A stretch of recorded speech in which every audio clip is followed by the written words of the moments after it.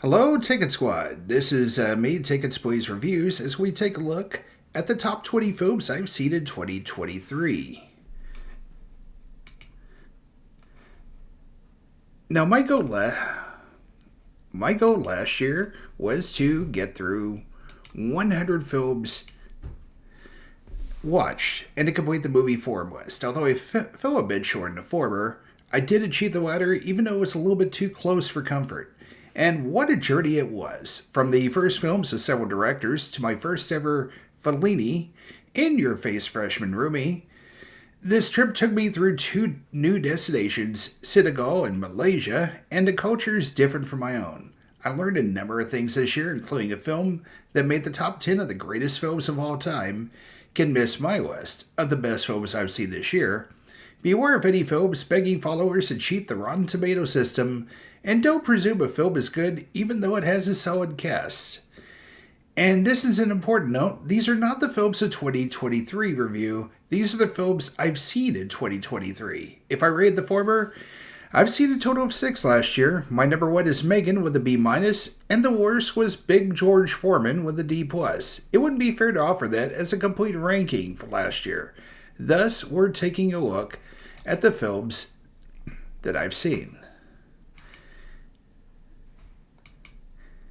And we're going to kick things off with number 20.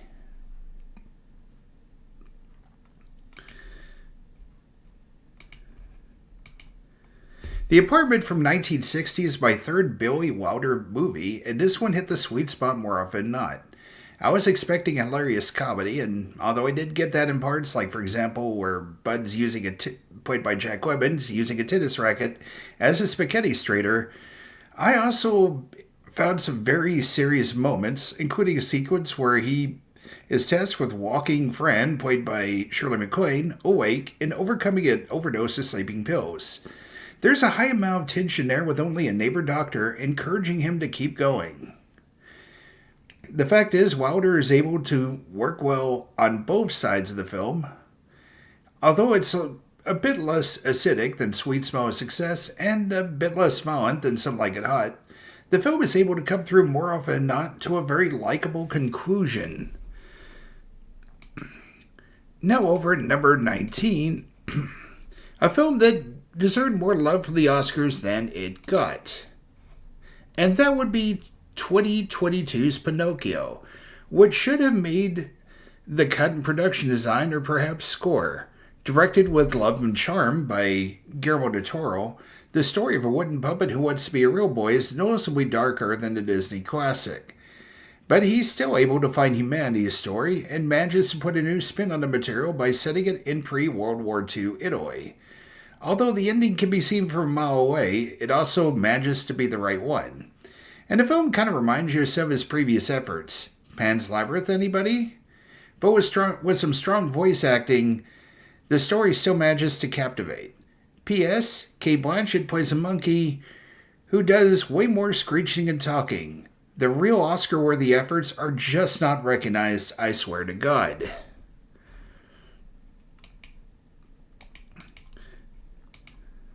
Looking at number 18, it's clear that there's some room for fun on my list. And of course, that would be 2014's Guardians of the Galaxy. Fun is the best way of describing this movie, as a reluctant team consisting of a human in bad need of a hug, an enigmatic female alien, a snarky talking raccoon, a muscular warrior fighting his criminal instincts, and a tree capable of 4 words max, who end up having to learn to work together to thwart a villain and save the universe, as the soundtrack might be one of the best since The Bodyguard. Despite some wasted cameos and some familiar story paths, the group is able to make you laugh and make you cry, thanks to assured direction from James Gunn, who will have his work cut out for him trying to save the DC universe. Next up is number 17. Although the director hasn't had the greatest track record for me, he did a great job with this film. And that would be Paths of Glory. From 1957, it is a brutal anti-war film focusing on the aftermath of a failed attack during World War I, where 3 random soldiers are chosen to be executed to save face after of course the failed attack. Perhaps the best film for Stanley Kubrick since Clockwork Orange, due to the simplicity of the message and the coherence in the narrative. The film manages to pull no punches in depicting the grimness of war or the absurdity of the situation. A memorable sequence in the film's second half has a German singer in tears that compels the French soldiers watching to sing, to cry, and to feel. That indeed was a powerful moment right there in a film that definitely deserves to be seen. As for number 16, I have a simple request for you. Ask why. That would be 2005's Enron, The Smartest Guys in the Room. It takes a look back at the corporation whose accounting practices fooled many people for a long time, starting with then Texas Governor George W. Bush. But ultimately, close scrutiny was able to take down a corporation that was built in a house of cards and potential profits that hadn't been earned. It explores the greedy dirtbags that were behind the rise of Enron, as well as some of their practices such as rank and yank. The Alex Gibney documentary does a good job of explaining what was going on while allowing for some memorable descriptions of things people were doing, such as the one manager who became addicted to strip clubs. And for number 15, I know one character who hates the phrase "good job." I say to him, get over it. Whiplash from 2014 comes a long way, based on the Oscar-winning portrayal of Terrence Fletcher by J.K. Simmons, a cross between Bobby Knight and the drill instructor from Full Metal Jacket. One minute, he's capable of soothing fears and being reasonable. The next, he's throwing a symbol at someone's head or verbally berating him with quite colorful language. His focus looms on Andrew, played by Miles Teller, as a shy kid determined to become the best drummer he can be, no matter the cost. In one scene, Andrew plunges his bloody hand into a bucket of ice water. I found the whole finale to be off, considering the rest of the film, but to each their own. I'll never look at Temple or Good Job in quite the same way again. I think I need one more film to complete the trilogy of the orchestra being more interesting than it looks. Now on to number 14, was a film that kind of snuck up on me, but its quiet confidence carries the day. And that, of course, would be 1983's Tinder Mercy. Tinder Mercies. It's the film that won an Academy Award for Robert Duvall, who played former country singer Max Sledge, who overcomes his alcoholism while working to pay off his debt to Texas hotel owner Rosalie, played by Tess Harper. He befriends her son while trying to see the daughter of his country singer ex, Dixie, played by Betty Buckley, who turns out to be a cross between Dolly Parton and Reba McEntire. The film itself is a slow burn that seems to be more interested in little details that cause the characters to reflect on their hopes, dreams, regrets, and sorrows than the big moments. For example, they don't really show anything about the marriage. One minute you see them talking, and next minute they're man and wife. But the end result, of course, is a quiet, touching, and effective film. Over on number 13, a story of a man trying to make a better life for his family until a bad break threatens it. And that, of course, is Bicycle Thieves. 1948's Bicycle Thieves is a story of Antonio, played by Lamberto Maggiorani, who hawks his wife's bedspread in order to get a bike crucial for a job hanging Rita Hayworth posters in post-World War II Italy. But when a young thief steals his bike while he's on a ladder, the lives of him and his family go from bad but promising to worse in a heartbeat, as him and his son spend a pivotal day searching high and low for the bike, and or the person responsible for stealing it. We learned that the job would make a big difference between getting his family on their feet and being unable to feed his family, including a baby boy. Roger Ebert has referred to films as an empathy machine, and this is probably one of the best examples of that, as you feel for Antonio and his boy as a morning of hope turns into an afternoon of despair. Next up, we got number 12. We move from one story of sadness to another one. Just don't tell the family matriarch that. And that would be The Farewell, a film that came out in 2019. It's about a family who decides to head to China to hold a wedding for her grandson and his Japanese fiancée as a way of saying goodbye to family matriarch Nai Nai as she's dying of terminal lung cancer.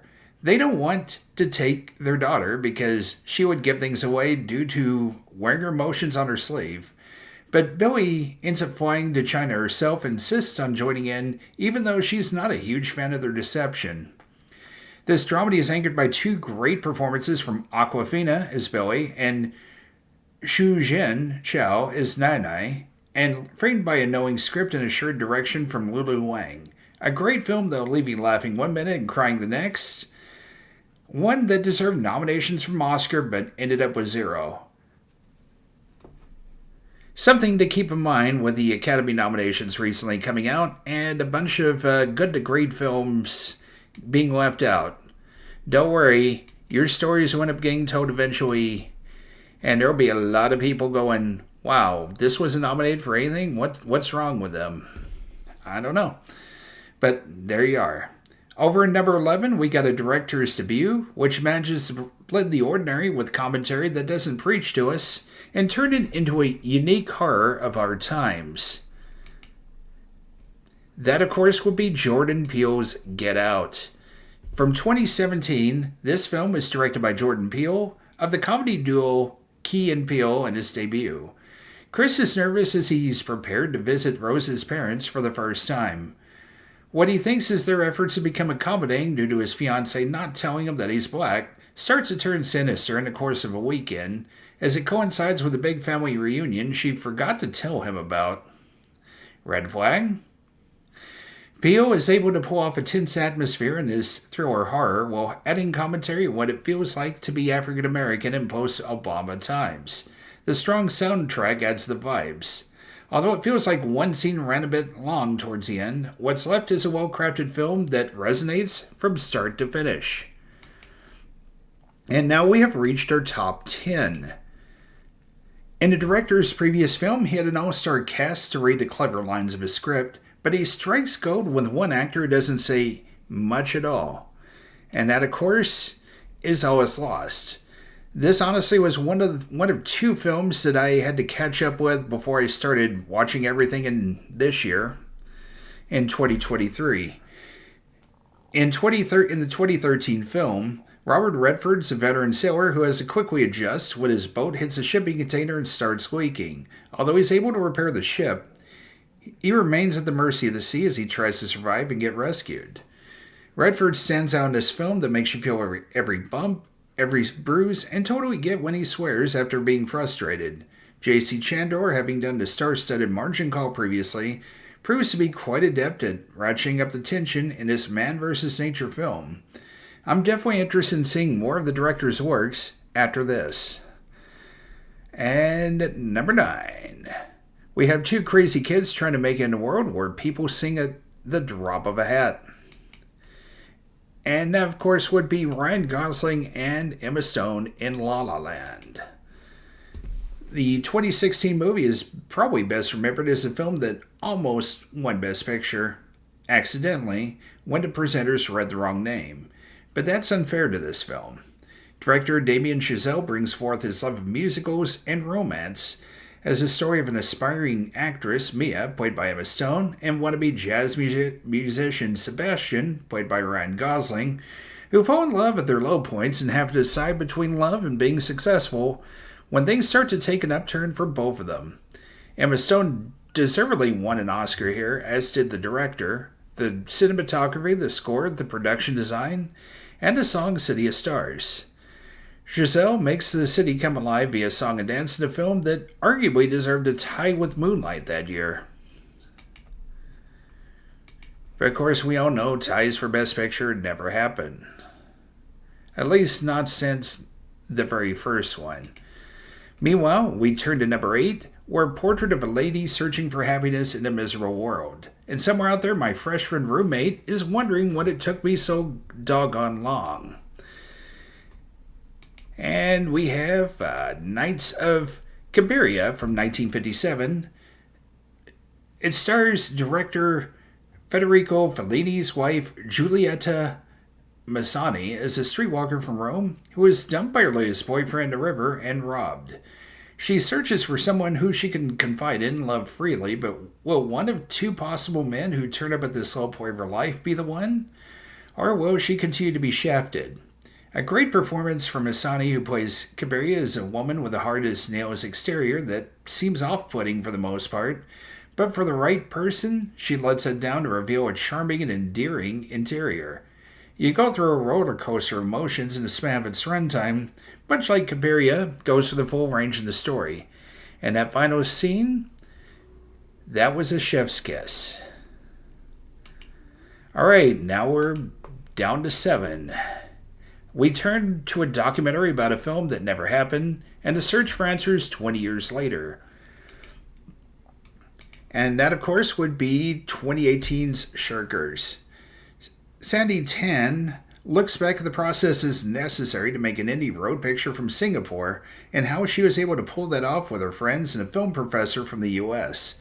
But he vanished with the reels. 20 years later, the reels are found in good shape, but what happened to him? As the film turns from the crime committed by the professor into a detective story as she tries to find out what happened to him, it feels like Sandy and the crew are using this documentary to take back control of what happened in the past. There are more layers to this story, and some of the more interesting characters are the ones you might not think they'd be. Definitely catch this film from Netflix when you get time. Alright, over at number 6, a story of an ambitious still known for crazy visuals meets a script that matches the blend of humor and heart. And they talk about philosophy? Of course, I'm referring to 2022's Everywhere, Everything All at Once, in the middle of a tax audit conducted by the no-nonsense Deidre, played by Jamie Lee Curtis. Michelle Yeoh's Evelyn finds herself dealing with the possible loss of the family business, which of course is a laundromat, but the home life isn't exactly in much better shape. Her husband, Wayman, played by Ki Hui Kwan, is on the verge of filing for divorce. Her daughter, Joy, played by Stephanie Hsu, still can't understand why nobody will accept her as a lesbian. And, of course, Evelyn still has some unresolved feelings about her father, Gong Gong, played by James Hong. But things take an unexpected turn when the man who may or may not be her husband explains that she's part of a multiverse and she might be the only one to save the world. Although the film might be a bit too ambitious for its own good, and occasionally a bit juvenile, the Daniels managed to blend nihilism and optimism in the multiverse, where two rocks talk in one world, and everyone has hot dog fingers in the next. Although I found the ending a bit underwhelming, the film itself is able to make you laugh one minute, tear up the next, and make you think later on. It's an impressive feat, even though it wasn't my favorite film of 2022. Now we've reached the top 5. And I have an announcement for you. Attica! Attica! Attica!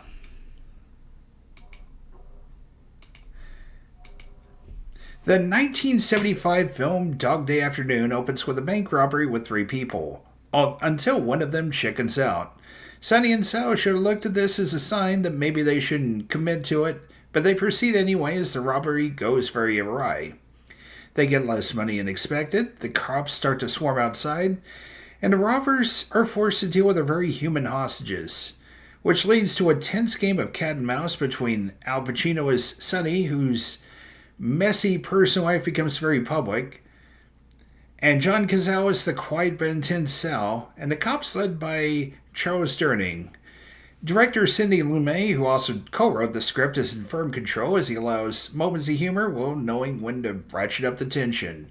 All 3 men give forth great performances as everyone involved knows they're in over their head. It's just a matter of who realizes it first. It's hard to believe it, but this is actually based on a true story. Now we kick things off to number 4. We have a story of a family trying to reach the American dream while being true to who they are. And that would be 2020's Manari.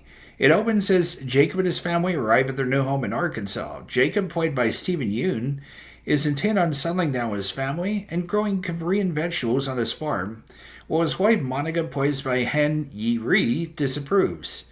She's concerned for her son David, played by Alan Kim, who turns out to be a natural scene stealer, and whose character has a heart murmur, and how they're an hour away from the nearest hospital. But Jacob has faith this is going to work, and with the help of the ultra-religious Paul, played by Will Patton, they set work on growing the food.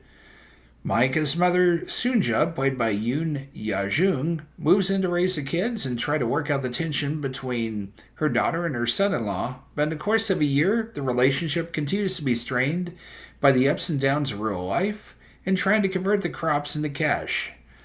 The performances in the film are superb as director Lee Isaac Chung successfully switches from drama to comedy, as the script is interested in the smaller moments that happen, like David's slow adjustment to Sunja being his grandmother.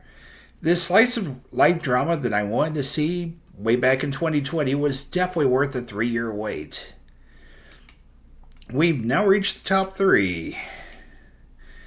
A film about a long overdue promotion, enemies turn to best friends, turn to enemies, back to friends, and overthrowing a cruel leadership. I thought I wrote a review about this. Crap. I guess I'll write it right now. For 2022's Tripar. From the opening minutes where Governor Buxton, played by Ray Stevenson, R.I.P., lectures the soldier about the cost of a bullet, a cold way of arguing that Indian people are that inferior that they shouldn't waste bullets on them, you realize this SS Rajamouli film isn't going to mince around in its argument that India deserved to be free. In this backdrop, Cop Raju, played by Ram Charan, just wants a promotion he deserves for being a good Indian Imperial police officer, but he keeps getting shorted until Buxton and his wife Catherine, played by Alice Doody, yes, the one that was in Indiana Jones' The Last Crusade, task him from taking down the leader of a growing rebellion known as Akhtar, although elsewhere he's known as Beam, played by N.T. Rama Rao Jr. But something happens in the middle of the plan. The two of them become good friends. But all is threatened by Beam's mission to rescue the kidnapped girl from his tribe, and Raju's plan to take down Beam. But then there's more than meets the eye. I have seen close to a dozen Bollywood films, and I can assure you this is the best of them yet. And yes, I am aware this is actually a Tollywood film due to it being in the Telugu language and being filmed in Film Nagar and Hyderabad, as opposed to Bollywood productions being in Hindi and being filmed in Mumbai, formerly known as Bombay.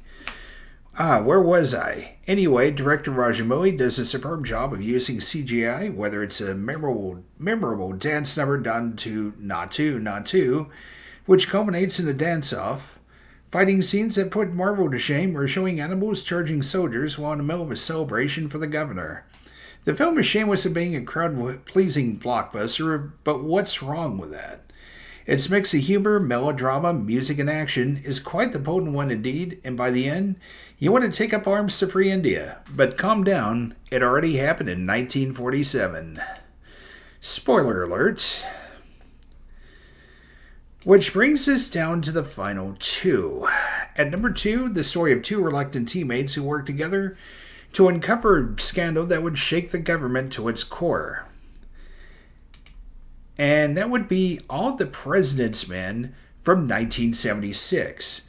It's a story of Bob Woodward, played by Robert Redford, and his post-partner Carl Bernstein, played by Dustin Hoffman, as they are puzzled by the expense of defense lawyers for a break-in at the headquarters of the Democratic Party. While hitting a lot of dead ends to nobody really wanting to talk about it, the 2 reporters roll up their sleeves and get to work as they follow the money trail, cajole, bluff, and scratch their ways through a story that could make their careers and shake the rulers of Washington, D.C. to the core. An intense thriller by Alan J. Pakula shows the business of reporting from the inside out. There's a scene as Woodward is trying to have two phone conversations while trying to shut out some noise from the newspaper room, trying to uncover some key information that comes across as thrilling. Redford and Hoffman are at the top of their games here, and they're joined by Jason Robards as their tough boss, Ben Bradley, and Hal Holbrook as the informant, Deep Throat. You'll find yourself glued to the screen to its conclusion. Alright, now, if I remember this correctly, when you're doing a list, you're supposed to put the honorable mentions between number 2 and number 1 to draw artificial suspense and keep viewers waiting until the very end. I think I will do that as well. And keep in mind, all these films had at least 3.5. All these films had 4 stars at least. We start off with Aguirre, The Wrath of God from 1972, as a strong lead performance from Klaus Kinski highlights this Werner Herzog film about ambition and absurdity in South America. The Ballad of Buster Scruggs, from the Coen brothers, who go anthology in a offbeat western with an all-star cast, featuring a memorable turn from Tim Blake Nelson as a singing gunslinger.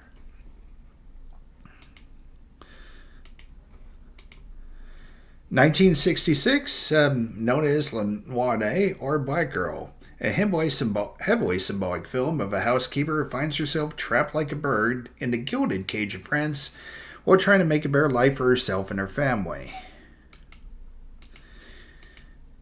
2018's Crazy Rich Asians. If you had to pick just one travelogue film this year, choose one with mind-blowing scenery, Aquafina is your tour guide, and featuring Michelle Yeoh.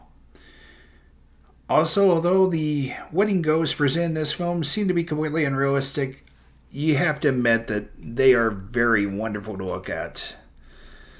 The real surprise this year for me was Manari, The Blacksmith and the Devil from 2017. A Pan's Labyrinth type tale of a blacksmith, a minor demon, and an outcast girl who comes to meet and learn who both are. It's definitely worth checking out on Netflix when if you get time. Glass Onion from 22. A hilarious mystery set in the time of COVID where Benoit Blanc, played by Daniel Craig, is free to roam about and detective, and throughout that mysterious southern accent that doesn't seem to come from anywhere, while Janelle Monáe makes the most of her screen time with not just one, but 2 roles. Charlie Chaplin in The Gold Rush from 1925. I was expecting hilarity from this film. I didn't expect it to hit me in the heart as well. I kind of wonder how many times Robert Downey Jr. watched the role dance before replicating it in Benny and June. This is the second go-around seeing Goodfellas from 1991, and boy howdy was I wrong about this film the first time. Martin Scorsese puts his own punk spin on his story about the rise and fall of a gangster played by Ray Liotta. He did it his way, as you realize when those closing credits hit. 1996's Hard Eight features a great performance from Philip Baker as a veteran gambler who takes a young man under his wing and is forced to clean up a mess involving a high-class hooker, a hustling valet parker, and a man who may or may not be dead. It's a nice debut from Paul Thomas Anderson. 1957's Canal is a grim war film from Poland about a group of soldiers facing defeat from an invading Nazi army, so they decide to elude them via the sewers. A decision that may or may not be proved to be a wise move. Lilies of the Field from 1963 is a story of faith about a group of nuns confident they found the person who built their chapel in a handyman named Homer, played by Sidney Poitier. Although he wants nothing to do but to leave, even he ends up getting caught up in their grand plan.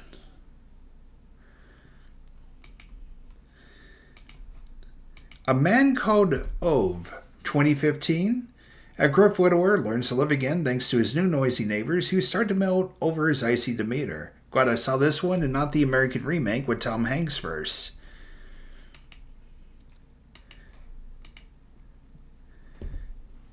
Another Jordan Peele film, Nope, from 2022, is an entertaining mix of humor and horror as a brother and sister team of horse ranchers try to protect themselves from aliens while trying to get that offer shot that'll lead to fame and fortune. And there's a memorable sequence of a boy hiding from a chimp attack. And last but not least... Oh, no, not quite. There's a few more. An ostrich told me the world is fake, and I think I believe it. Another 2022 film. The short is about an office drone worker who learns that seeing isn't believing thanks to a skeptical ostrich. Not only does his world change, but in trying to convince others of a discovery, so does the film. Puss in Boots: The Last Wish from 2022. What could easily have been direct in lesser hands becomes a rumination on mortality and the importance of the family we make for ourselves. It's slightly overrated by some, but still solid thanks to its storyline. A Star is Born from 2018. Strong chemistry between Bradley Cooper and Lady Gaga is apparently the director/writer/star can coax career performances out of Gaga, Andrew Dice Clay, and Dave Chappelle. And the country tunes aren't bad either. You can definitely feel that Gaga is being reborn again as an actress, and, well, she's pretty good at it.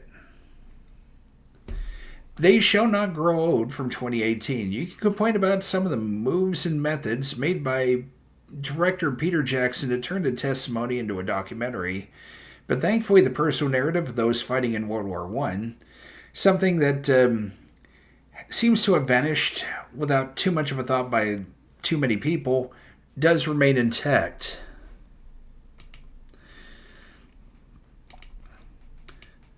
Top Gun: Maverick. This is a from 2022. Shameless crowd pleaser matches the sort of heights the first film wish it could, thanks to a more nuanced Tom Cruise and a strong pace from Joseph Kosinski. The updates of the original highlights shown, the new tunes not quite so much. And finally, The Wolfman from 1941. Less of an out-and-out horror film, and more of a tragedy involving a couple of mistakes made by its lead character. Gypsy characters were treated surprisingly well, considering when this was made. And that concludes the honorable mentions. We are now down to one film. One that I'll probably never watch again, but it was oh so good. And that would be Come and See from 1985. Featuring Foria, played by Alexei Kravchenko, as a young boy who is playing soldier with a friend as the film opens. But he's taken by members of a Belarus militia force out to protect their country from Nazi invaders the next day. You can see the innocents being destroyed by war as he goes from event to event in a style that's reminiscent of Apocalypse Now, which found absurdity among the violence and carnage. The events will test him in ways that he wasn't expecting, up to a climax so have you thinking, and probably bawling your eyes out.